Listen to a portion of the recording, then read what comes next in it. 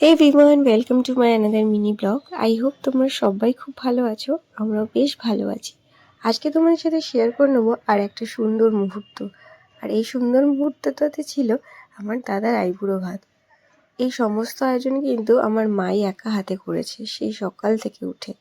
কারণ মিষ্টি পাখিকে নিয়ে মাকে হেল্পটুকু করা আমার পক্ষে সম্ভব হয়ে ওঠেনি। তাই আমি দায়িত্ব নিলাম ভিডিও করে তোমাদের সাথে শেয়ার করা যেতে পারে।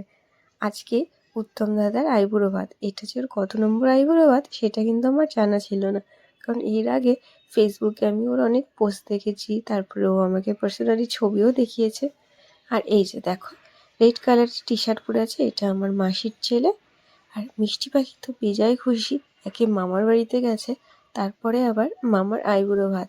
সামনেই ওর মামার বিয়ে, আজকে ডিসেম্বরে 5 তারিখ।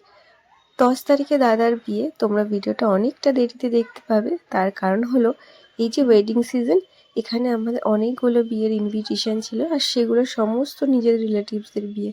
তোমরা আমার লাস্ট ভিডিওগুলো দেখলেই বুঝতে পারবে। আর এখানে মা কি বলে রিচুয়াল সেগুলো করে নিচ্ছিল। সবাই ওর জন্য কিন্তু গুড উইশেস দিতে ভুলো না। আজকের ভিডিওটা এখানে শেষ করলাম। সবাই ভালো থেকো, সুস্থ থেকো।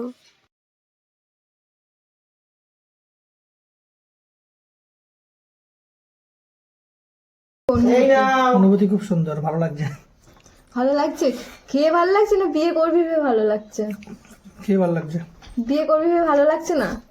সেটাও ভালো লাগে। সেটা ক্রমশ ঠিক, প্রথমবারের ব্যাপারটা তো, মানে প্রথম রকম।